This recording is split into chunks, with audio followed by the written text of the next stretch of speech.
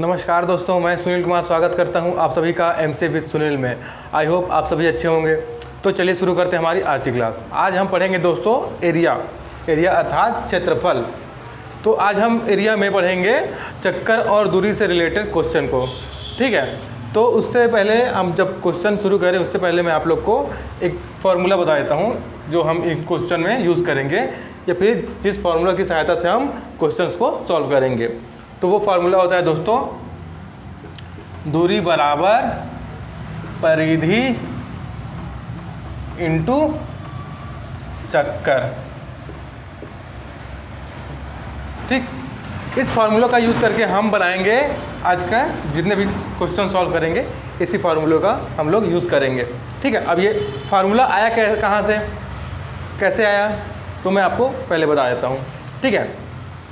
तो जैसा कि आप लोग जानते हैं, ये क्या है, एक सर्कल। ये क्या है, एक सर्कल या वृत्त, ठीक है।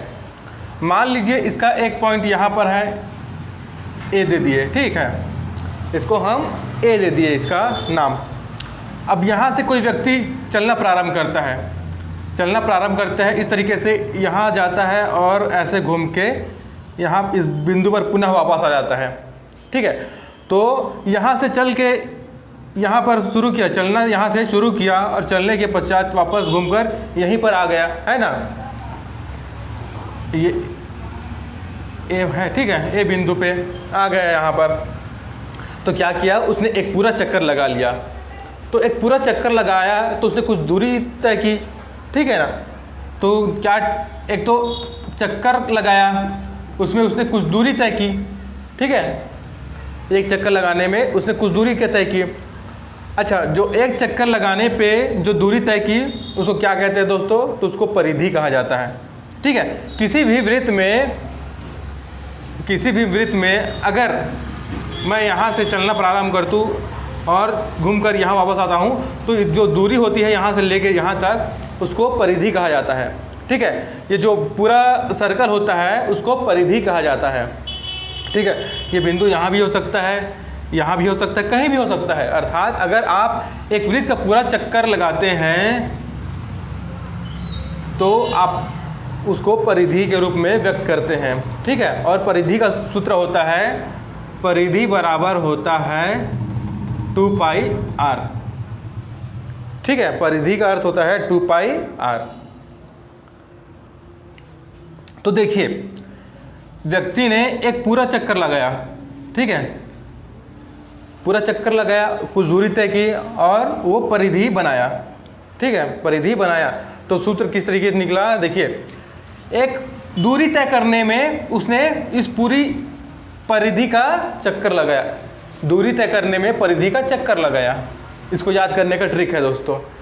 दूरी तय करने में दूरी तय किया, पूरा घुमा, तो फिर क्या किया उसने, परिधि का चक्कर लगाया। ये यहाँ से लेके यहाँ तक, यहाँ से शुरू करोगे आप, यहाँ घूमते हुए यहाँ तक आओगे तो एक परिधि हो जाता है कंप्लीट, ठीक है।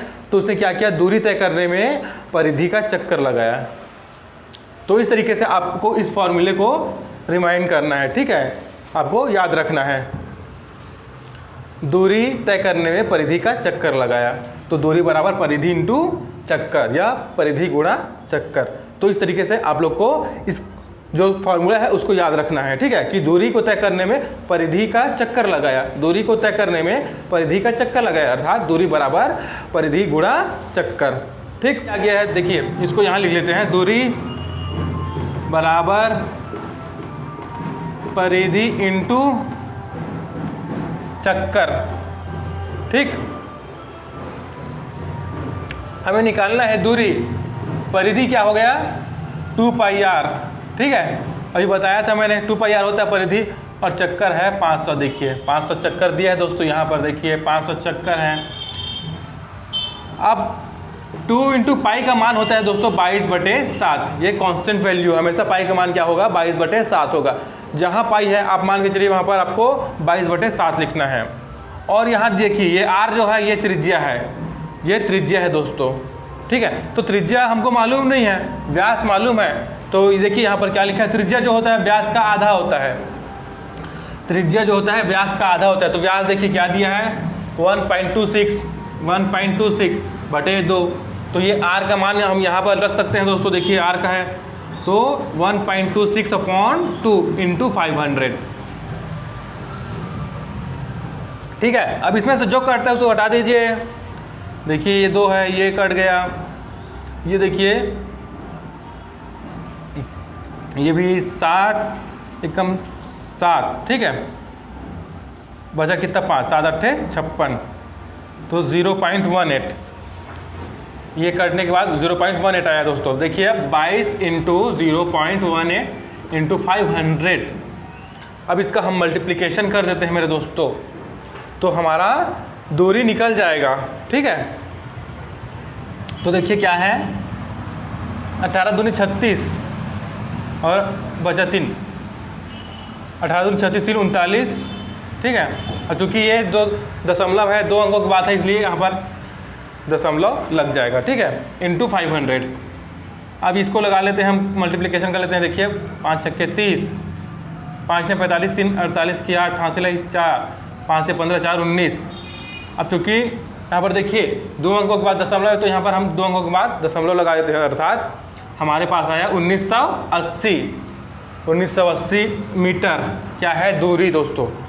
ठीक है, इस तरीके से 1980 मीटर हमें दूरी प्राप्त हो गया। तो इस फॉर्मूले का यूज़ करके हम इस तरीके के क्वेश्चंस को सॉल्व करेंगे दोस्तों। ठीक है, तो इस फॉर्मूले को आप लोग याद रखिएगा, एकदम इजी है। अगला प्रश्न है, एक पहिया 88 किलोमीटर की दूरी तय करने में 1000 चक्कर लगाता है, तो पहिया की त्रिज्या कितनी है? इसमें आर का मान पूछा गया है दोस्तों, आर त्रिज्या पूछा गया है। ठीक है, ठीक है, तो हमारा फॉर्मूला क्या होता है, दूरी बराबर परिधि इंटू चक्कर। दूरी तय करने के लिए परिधि का चक्कर लगाते हैं। दूरी तय करने के लिए हम क्या करते हैं, परिधि का चक्कर लगाते हैं दोस्तों। ठीक, अब देखिए दूरी 88 किलोमीटर की दूरी तय करने में, तो देखिए ये किलोमीटर में है, लेकिन हमको आंसर निकालना है मीटर में।